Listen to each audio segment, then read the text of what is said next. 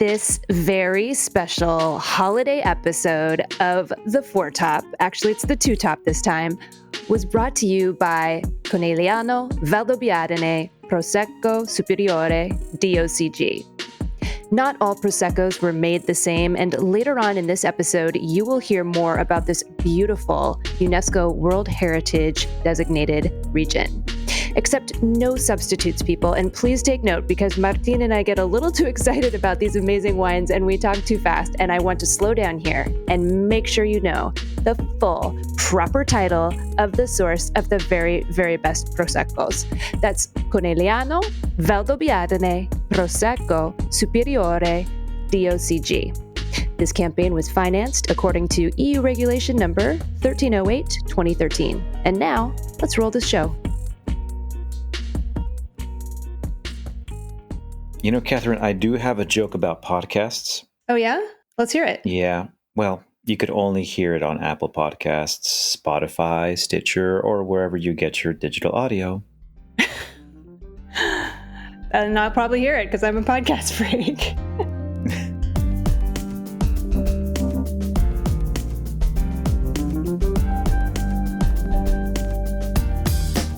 Well, hello everyone, and welcome to the Two Top. I am your host, Catherine Cole.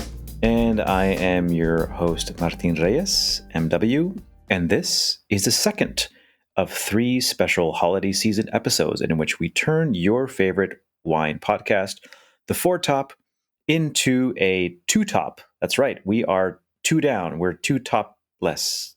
No, wait, that's not on brand.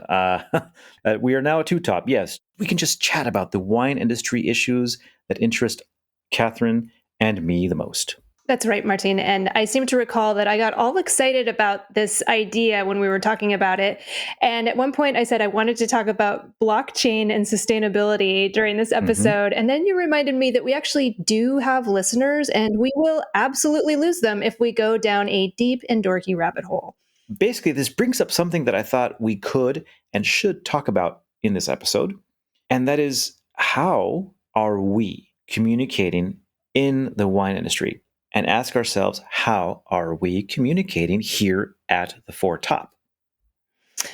I think that's a great idea. And you know what I would really love? I would love to hear from our listeners. I would love for you all to reach out to us via social media and let us know how you think we're communicating. Are we getting the message across? When I first came up with the idea for the Four Top many, many years ago, it was because I loved roundtable discussion programs, news programs like Washington Week, that kind of thing, because I felt like I learned more when I heard issues discussed by more than one person. I loved having that texture and that perspective, hearing people debate the issues. It just, for some reason, I found that much more interesting than just hearing an interview or just someone simply reading the news. But I think what you were speaking to, Martin, the other day was, how are we communicating to the wine industry, and how can we really involve the wine industry in the issues that matter to us most? And, you know, we do have a mission at the Four Top. We want to cover topics that have to do with human rights, sustainability, and culture. And how can we do so in a way that doesn't alienate or bore our audience? Exactly. You know, I know every single time I post something about sustainability, or I talk about it within any of the wine businesses that I run or manage, it's the least clicked on video or audio or IG Live or whatever. And it's like, okay, like I get it, but it still matters, and it should matter. And then how do we turn it up? And I remember we did that. Like how do we make sustainability sexy? When we had Raj and Carlo, and I think we had some fantastic conversations then. But I think the broader question is the one that you just posed about, how are we doing this in a way that the Four Top stands the test of time? And then what's our purpose exactly? And how is that purpose shaped by the missions, by the voice that we have? These are the kinds of things that make you stay up at night. I know. Yeah, it's true. I mean, one thing I grapple with is that I think people are attracted to wine because I do think that human beings love being educated. They love learning. There is something joyful and pleasurable about that. Even if you hated school, there is something kind of wonderful about learning about wine and sharing that knowledge with other people.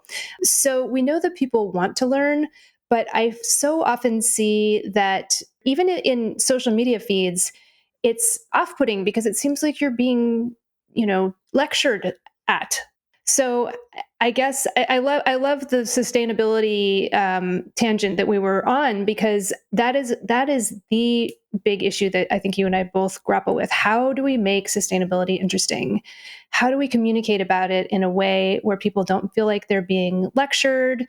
They don't feel like they're being scolded, and it gets them excited and happy and wanting to share what they learned with their friends. In the same way, when you learn about a great wine, you want to share that with other people. This is you, Catherine. You've created this bad boy. This is your struggle. This is a story. It's a story about things like, do we talk about paid sponsorship? Do we talk about how sometimes you feel like you're clutching your pearls about certain topics? Navel gazing, right? Like, what are the whole broad spectrum? Let's do it. Let's get real. Okay, yeah. Yeah. I mean, so the pearl clutching, I won't name names, but I think you and I both have had conversations with folks kind of who are like, I want to say the older Gen X and older generation in Yeah. wine media. I think there's a lot of rigid adherence to certain strictures, certain quote unquote ethical standards that I don't think that the younger generation pays attention to. Mm. And I think there needs to be some sort of reckoning there. And I feel like we're sort of dipping our toe in it at the foretop. And let me explain what I mean. Please. I mean, so I used to be the wine columnist for a newspaper, and back then, I couldn't take media trips. I couldn't. There were all sorts of things, and by not being able to partake in some of these things, I actually missed out on a lot of wine education that would have made me a better wine writer. I actually, in retrospect, think about a lot of the quote unquote journalistic ethics that I adhered to. I think they actually ended up doing me a disservice, I think, by adhering to them. But I did, and I followed the rules.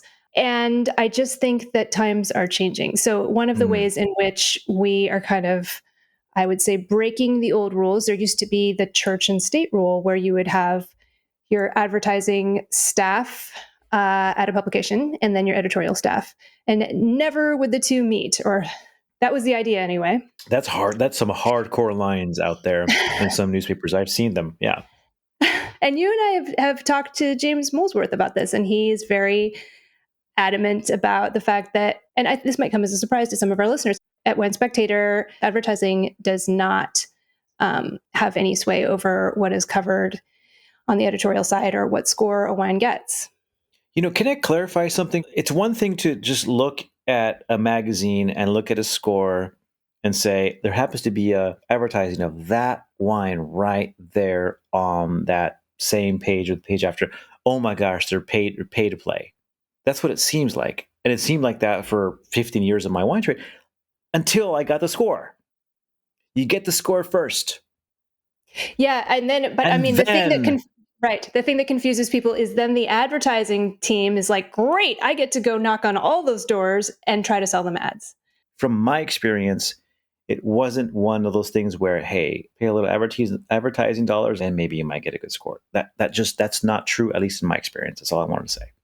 Yeah, well, I'm glad we've enlightened everyone about that, because I think that's important for people to know. And I think from our conversation with James, it sounded like he would be thrilled if we would share that with our audience as well. And actually, let's take a quick Yeah. break. There's so many things I want to continue to say, but let's quickly thank our sponsor.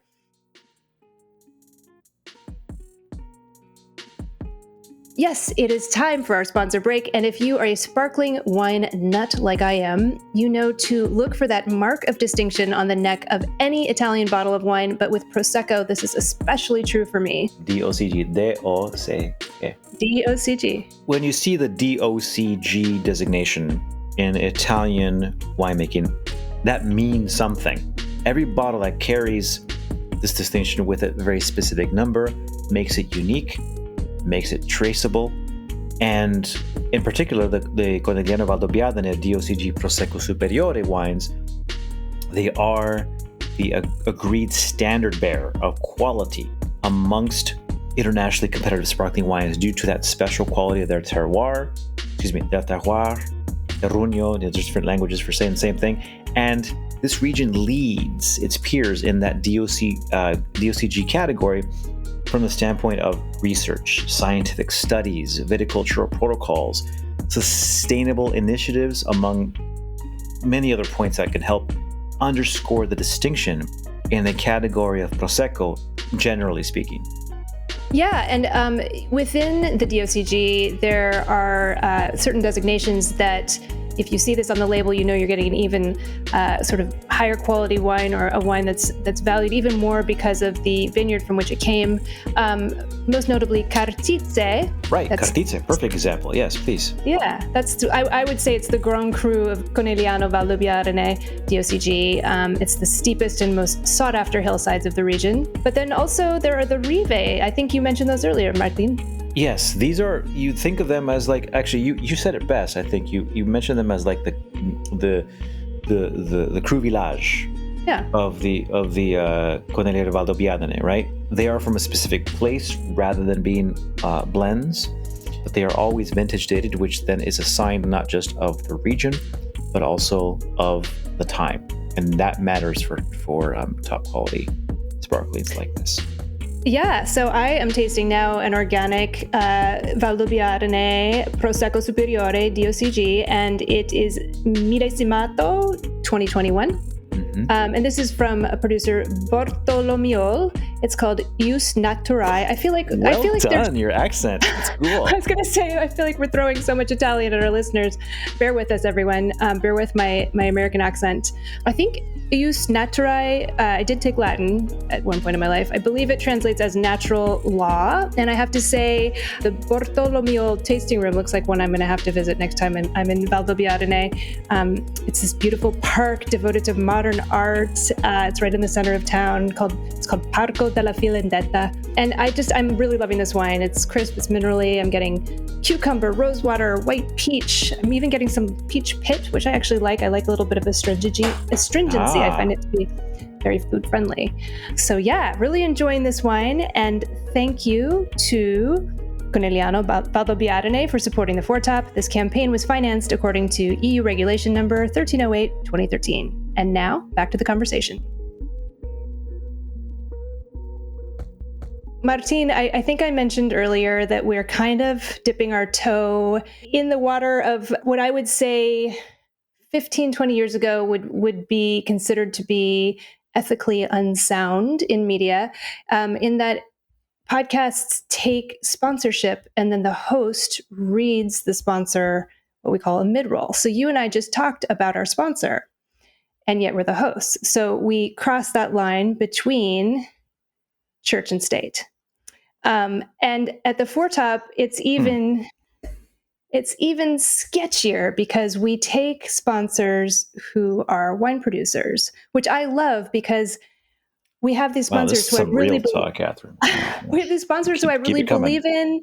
I love their products. I am super happy it makes me just smile to be able to talk about these sponsors because I personally enjoy everything they do.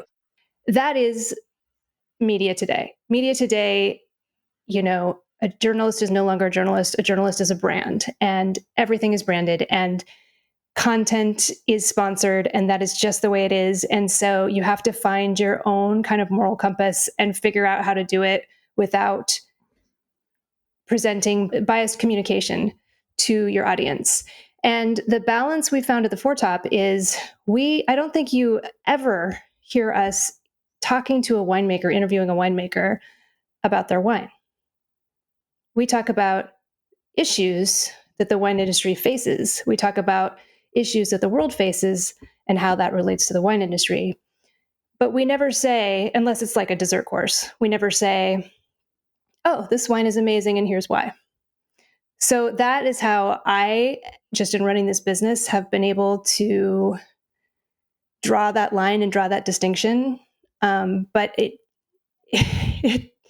it was difficult to get to this place, but it does sustain this podcast. So I do appreciate our sponsors very much. And that's all I have to say.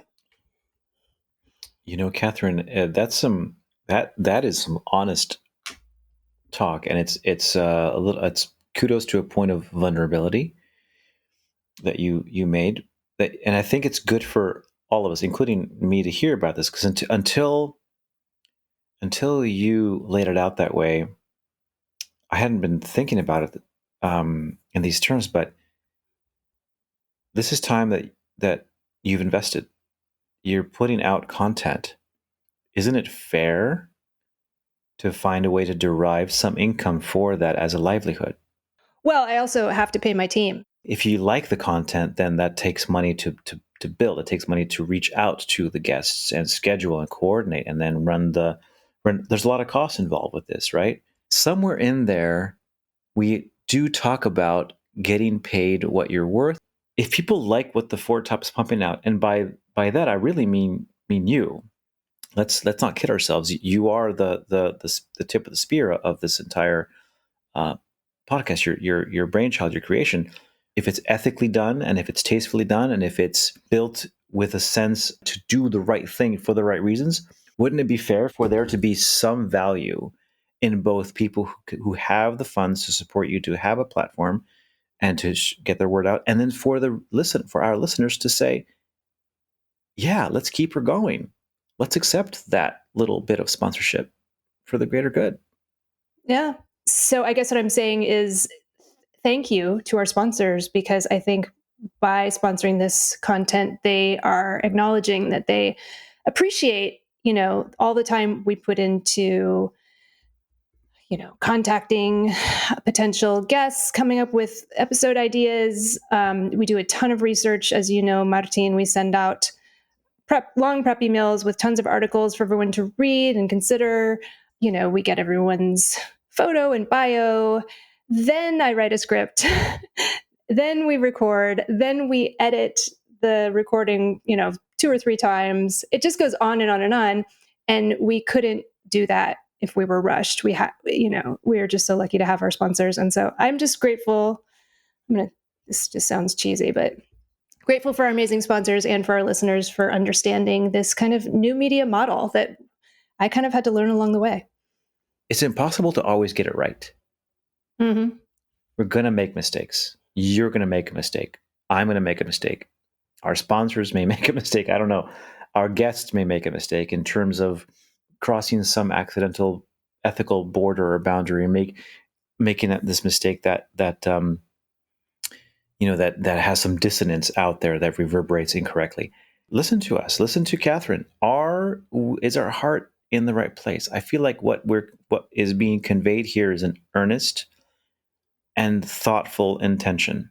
Thank you so much for that, Martin. I really appreciate it. And I guess I'll just once again say to our listeners, we love to hear from you, and please let us know how we're doing, how we can improve, and how we can talk about the really nerdy issues that Martin and I really want to talk about while keeping you engaged. That's what we really want to know.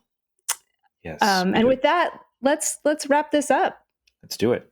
Thank you, everyone, for joining us for this special holiday season episode, the second one.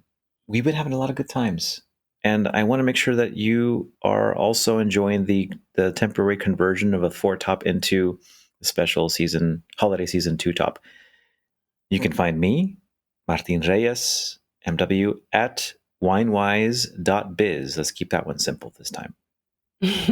And you can find me, Katherine Cole, at katherinecole.com. But even better, please go to the4top.org, where you can find our social media handles.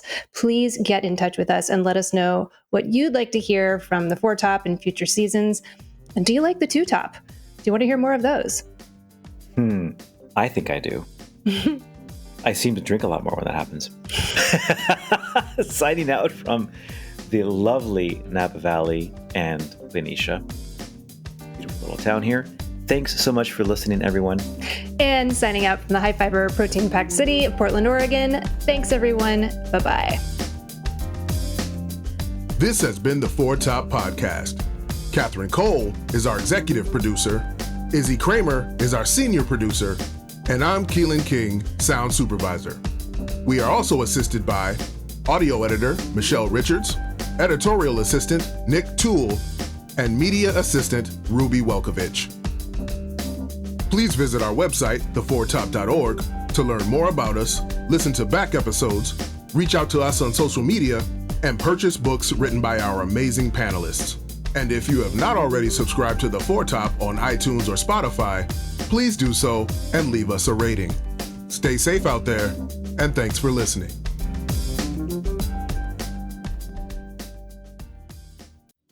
But listeners, before you go, just a quick reminder that our regular season sponsor, Erath, is offering a special deal to our listeners. So if you're looking to stock up on some delicious Oregon wines, go to erath.com/theforetop, where you can use that special promo code FORETOP and pick up the Foretop 3-pack of Pinot Noir and Pinot Blanc and any other wines you want for 15% off.